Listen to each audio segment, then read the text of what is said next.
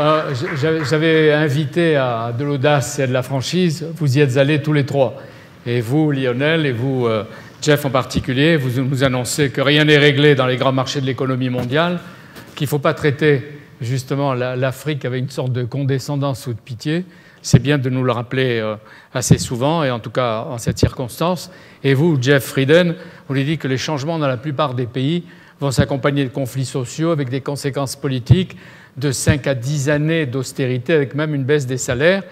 C'est vrai qu'on commençait par une forme d'optimisme, et vous l'avez montré au début, Lionel Zinsou. J'ai dit, tiens, il est très optimiste, et puis vous nous ramenez à des réalités sur le monde de demain et le capitalisme tel qu'il va falloir l'organiser, en sachant qu'il est à la fois asiatique, occidental, mais en même temps africain. C'est maintenant à votre tour de poser toutes les questions et de les manières les plus directes, et vous aurez l'interlocuteur qui vous répondra en temps réel. Alors, je vous en prie.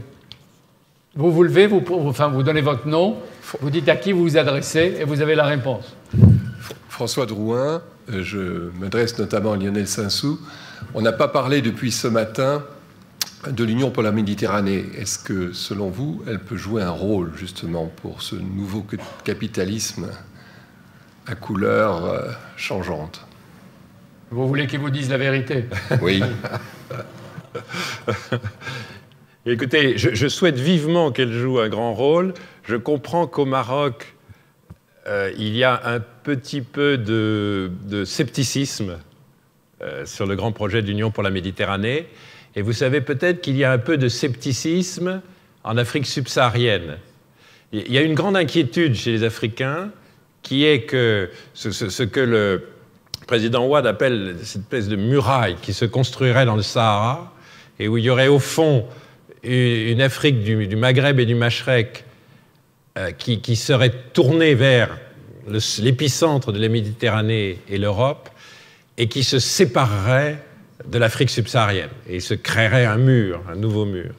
Et moi, je ne crois pas ça. Je crois que des pays comme le Maroc sont des pays qui ont des liens de plus en plus forts avec l'Afrique et que si le Maroc bénéficie des grands programmes d'infrastructures qui me paraissent fondamentaux de la Méditerranée, ça entraînera aussi beaucoup l'arrière-pays africain. Donc je crois qu'il est de l'intérêt de l'Afrique non pas de craindre un mur, mais de souhaiter l'Union pour la Méditerranée. Mais ce que j'essayais de dire, c'est il faut s'occuper de ça dans la gouvernance mondiale. Il faut vraiment pousser des projets de ce genre parce que les infrastructures, l'agriculture, l'eau, tout ça, ça consomme l'énergie. Ça consomme énormément de capital et c'est à ça qu'il faut adresser les ressources parce que c'est ça la crise qui est dans 2 ans, dans 3 ans devant nous. Mais M. Drouin, vous ne posiez pas la question en tant que Marocain ni en tant qu'Africain. Et alors, vous vouliez des précisions sur son rôle, son utilité éventuelle, même du point de vue des puissances ou des pays européens qui s'y sont engagés. Aussi, oui. Oui, tout à fait. Est-ce que ça peut être une des réponses, une solution et aussi... Ni paternaliste, ni colonialiste à nouveau. Voilà, un nouveau visage. Est-ce que... Moi, juste un élément. Je suis très frappé par la façon dont la Chine, aujourd'hui, est en interaction avec l'ensemble de l'Asie, du subcontinent indien, de l'Asie du Sud-Est. Et de l'Afrique. Je ne peux pas concevoir que l'Europe n'utilise pas la carte incroyable que lui donne le sud de la Méditerranée. En allant assez profond au sud de la Méditerranée, le sud et l'est de la Méditerranée. Je ne peux pas le concevoir. Alors que cette partie du monde pense français, est en droit français, connaît les marques françaises, connaît de grands opérateurs français dans tous les domaines, si on parle de la France, mais c'est vrai aussi de l'Espagne et de l'Italie, c'est une carte qui est gâchée aujourd'hui, complètement gâchée, avec des dégâts humains d'ailleurs assez forts. Aujourd'hui, ne pas s'en rendre compte, ne pas prendre conscience, me paraît inquiétant au moment où d'autres ensembles, eux, s'intègrent avec leur environnement. Monsieur Moreau-Desfarges, et puis vous, c'est Monsieur Lévy. Ma question s'adresse aux 3 intervenants parce que j'ai été étonné que vous ne mentionniez pas que l'avenir du capitalisme est évidemment superbe, pour une raison très simple, c'est que c'est le seul moyen de créer de la richesse. Et je voudrais, si aujourd'hui il y a un autre moyen de créer de la richesse que le capitalisme, je voudrais que vous me donniez donc, je crois que l'avenir du capitalisme est immense, sauf qu'évidemment, comme le capitalisme crée de la richesse par l'avidité et l'ambition des hommes, il appelle des crises, et bien évidemment les crises vont se reproduire, mais on va rester quand même dans un système capitaliste. Jeff Friedel.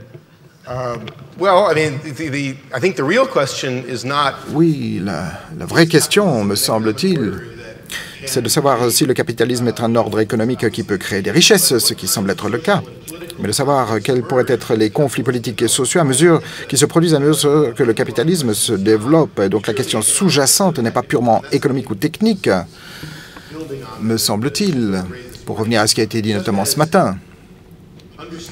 De même que de tenter de comprendre l'avenir du capitalisme, il ne faut pas uniquement répondre à des questions techniques ou économiques, il faut penser rééquilibrage suite à cette crise. Et ça ne concerne pas uniquement des questions techniques et économiques, mais également des questions politiques ou sociales qui concernent nos sociétés au cours des années à venir.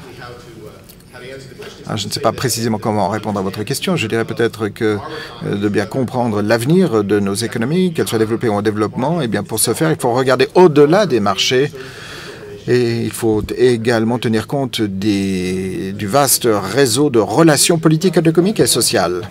Oui, j'aurais dû dire que je suis Tommaso Padoa-Schioppa, italien. J'étais banquier central à peu près toute ma vie. J'étais le ministre de l'économie et des finances italien en 2006-2008. Je crois que la vraie question est de voir s'il y a, non pas s'il y a un avenir pour l'économie de marché, parce que je crois que là la réponse est oui, mais si on peut imaginer une économie de marché ou un capitalisme dans lequel une crise comme celle qui vient de se produire peut être évitée. Et je pense que la réponse est oui. Ça dépend de l'évolution des systèmes par lesquels on gouverne l'économie et en particulier par lesquels on gouverne la mondialisation de l'économie. Ça ne suffit pas que les nations coopèrent. Tout le monde veut coopérer pourvu que les autres soient prêts à faire ce que nous voulons faire. Et il faut trouver un moyen pour prendre des décisions même quand on est en désaccord. Et c'est là la vraie question difficile à surmonter. Tant que l'illusion que la souveraineté d'un pays n'est soumise et ne doit être soumise à aucune condition, il n'y aura pas suffisamment de coopération, il n'y aura pas une capacité de gouverner l'économie mondiale. Et ce mythe de la souveraineté sans borne reste extrêmement fort dans tous nos pays. Et donc je ne suis pas du tout optimiste pour le moment.